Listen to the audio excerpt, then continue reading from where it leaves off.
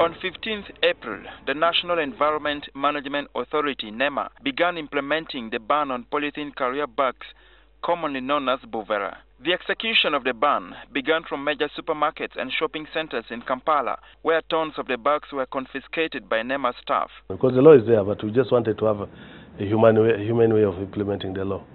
So our first task was to look at, devise a strategy that was working, and that was the strategy that worked. We targeted supermarkets and big shopping centers where fairly affluent Ugandans shop, and those are the guys who wanted to start changing their mindset.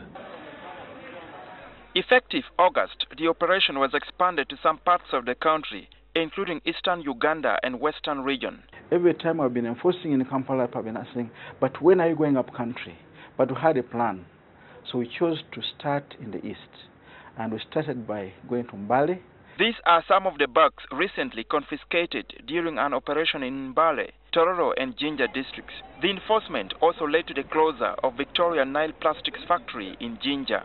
Colleagues had gone and inspected and even given a notice to the factory telling them to stop producing forthwith. That was about 2 weeks earlier, and this notice was given in writing. They had to sign.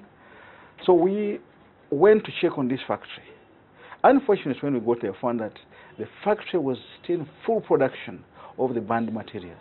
If we had spent more time and combed almost all the shops, probably would have got even as many as 5 tons. The first attempt to stop the manufacture, importation and use of bovera in Uganda was made in 2009 with parliamentary approval. But the implementation of the bovera ban suffered a stillbirth at the altar of the interest of manufacturers. The people who have been involved in this business, particularly the suppliers, have taken advantage of thinking that the government was going to relent on the law. Environmentalists have been pushing for fresh enforcement since then. In 2012, an NGO, Greenwatch, filed an affidavit in the High Court seeking the total ban on bovera. In his ruling, then High Court Judge Eldad Bwangusa called for expeditious enactment of a law to ban the importation, use and disposal of bovera, and the need for an environmental restoration order. In an excerpt from the ruling, Justice Bwangusa said, "In view of this observation, the best this court can do is make a declaration that the manufacture, distribution, use, sale, disposal of plastic bags, plastic containers, plastic food wrappers, and all other forms of plastics commonly referred to as kavera violates the rights of citizens of Uganda to a clean and healthy environment as acknowledged by both parties." A month ago, Cabinet unanimously agreed to maintain the ban on the manufacture, sale and use of bovera. It is going to help us now consolidate the implementation of the law that we had already initiated before. Stop the production at factory level. Then it will become very easy to stop the importation from Kenya and other countries because there will be no market for them. Nema officials say the enforcement of the current ban will continue until the country gets rid of the polythene bags that have become a common choking sight in Uganda's environment.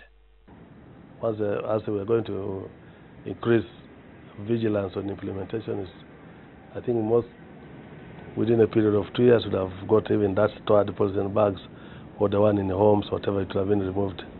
When we started the kavera enforcement plan, our projection was within 5 years we would have rid Uganda of kavera, because the kavera enforcement ban involves many things. It involves incomes, it involves employment, it involves attitudes, it involves change of lifestyle.